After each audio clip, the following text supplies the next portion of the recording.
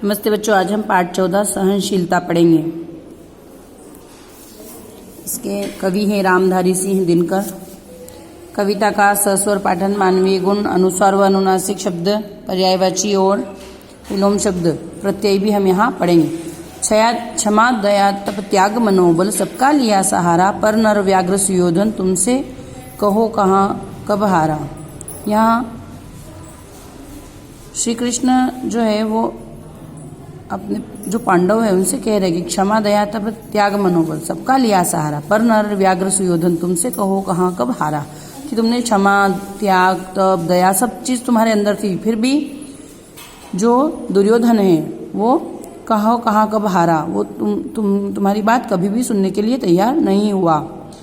ये एक छोटा सा जो है पांडव और कौरव के बीच की जो बातें हैं वो छोटे से रूप में आपको इस कविता के माध्यम से समझाई गई है कि पांडवों ने कितना सहन किया, उसके बाद भी उन्हें जो है उनका राजपाट नहीं मिला था, उस पर आधारित है। क्षमाशील हो रिपु समक्ष तुम हुए विनत जितना ही, दुष्ट कौरवों ने तुमको कायर समझा उतना ही। है ना, कि मतलब तुम्हारे अंदर जितनी सहनशीलता थी सब कुछ था, लेकिन फिर भी तुमको कौरवों ने समझा नहीं। है ना, तुम उनके सामने जितने क्षमाशील रहे, मतलब तुमने जितनी क्षमा मांगी वो उतने ही, और जितने विनीत हुए तुम मतलब चुप रहे, विनम्रता के से तुमने उनका सहारा, तुमने उनसे बातें की, लेकिन फिर भी दुष्ट कौरवों ने तुमको कायर ही समझा। उन्होंने सोचा कि तुम ऐसा कायरता के उससे कर रहे हो, तुम्हारे अंदर शक्ति नहीं है, लेकिन क्षमा दया वाली जो तुम्हारे अंदर की भावना थी उन्होंने कभी नहीं समझी। क्षमा शोभती उस भुजंग को जिसके पास गरल हो, उसको क्या जो दंतहीन विष रहित विनित सरल हो। क्षमा उस भुजंग को शोभती जिसके पास गरल हो, है ना, जो कि जिसके पास दांत हो, उसको क्या जो दंतहीन विष रहित विनित सरल हो। है ना, अगर एक जो दंत रहित सर्प होता है वो तो वैसे भी कभी अपने को नुकसान नहीं पहुंचाता, क्योंकि उस विष होता है सांप के पास में और दांतों में रहता है, लेकिन जो दंतहीन है उसको कहा गया है कि विश्व रहित विनित सरल हो, और वो विश्व रहित जो है वो हमेशा विनित और सरल ही रहता है। लेकिन क्षमा किसको शोभती है, जो जिसके पास गरल हो, जिसके पास दांत हो। 3 दिवस तक पथ मांगते रघुपति सिंधु किनारे, बैठे पढ़ते रहे छंद अनुनय के प्यारे प्यारे। क्या कहा है कि 3 दिवस तक रघुपति मतलब राजा राम जो है वो सिंधु नदी के किनारे, सिंधु समुद्र है उसके किनारे पर बैठकर रास्ता मांगते रहे, है ना, लंका के पार जाने के लिए। लेकिन और बैठे पढ़ते रहे छंद अनुनय के प्यारे प्यारे, और सुंदर सुंदर बातें कविताएं पढ़ते रहे, लेकिन क्या हुआ, समुद्र ने उनको रास्ता नहीं दिया।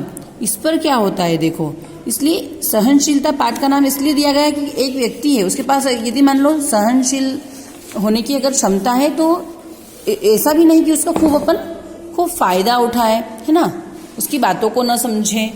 ये चीज देखो यहाँ पर ये चित्र में भी बताया गया है ना, सिंधु किनारे श्री राम भगवान खड़े हैं। उत्तर में जब एक नाद भी उठा नहीं सागर से, जैसे उत्तर की तरफ से एक नाद भी मतलब एक आवाज भी नहीं उठी, सागर में से एक आवाज भी नहीं उठी। अधीर धधक पौरुष की आग राम के शर से, है ना, धधक पौरुष मतलब एक पुरुषार्थ किया, फिर उन्होंने उनको गुस्सा आया राम जी को, और आग राम के शर ने बाण जो है उसमें से आग निकली। सिंधु देह धर त्राही त्राही करता आ गिरा शरण, लेकिन उनकी सहन शक्ति को सिंधु ने देखा कि ये तो सहन करते जा रहे हैं, लेकिन जब आखिरी अंत समय आ गया कि अब सहनशीलता नहीं हो पा रही है, और राम ने आग भरा बाण जो है वो अपने धनुष बाण से चलाना जैसे ही निकाला, तो सिंधु की जो देह थी, जो शरीर था, वो त्राही त्राही मतलब बहुत वो संकट में आकर उनके चरणों में आ गिरा। चरण पूज दास्ता ग्रहण की, चरण उनके मतलब उन्होंने चरणों को पूजा और दास्ता ग्रहण कर ली।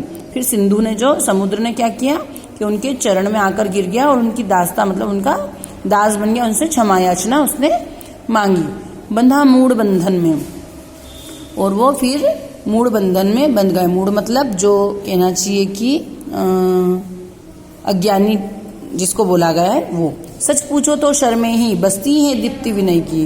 क्या कहा है कि सच पूछो शर्मे ही बसती है दीप्ति विनय की, संधि वचन संपूज्य उसी का जिसमें शक्ति विजय की। क्या बोला है कि सच अगर पूछो तो शर्मे ही बसती है दीप्ति विनय की, संधि वचन संपूज्य उसी का जिसमें शक्ति विजय की। और संधि और वचन संपूज्य उसी का है जिसमें शक्ति होती है विजय पाने की, है ना। विनयता, अगर आपकी कोई विनम्रता को नहीं समझ पा रहा कि आप विनम्र बन रहे हो और वो आपको समझ रहा कि आप कायर हो, तो ये बात गलत होती। सहनशीलता क्षमा दया को तभी पूजता जग में, जग है सहनशीलता और क्षमा दया को सब जग में तभी पूछते हैं। बल का दर्प चमकता उसके पीछे जब जगमग है।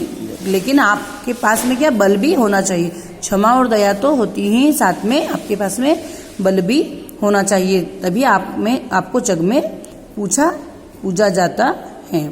इस पाठ के माध्यम से आप सहनशील तो हो, लेकिन आपके पास में बल है कि नहीं ये भी पता होना चाहिए। लेकिन अगर आपके पास बल नहीं है और आप क्षमा याचना हमेशा मांगते रहे तो दुनिया आपको कायर समझती है। इसलिए इस पाठ का नाम दिया गया, मतलब कविता का नाम दिया गया है सहनशीलता।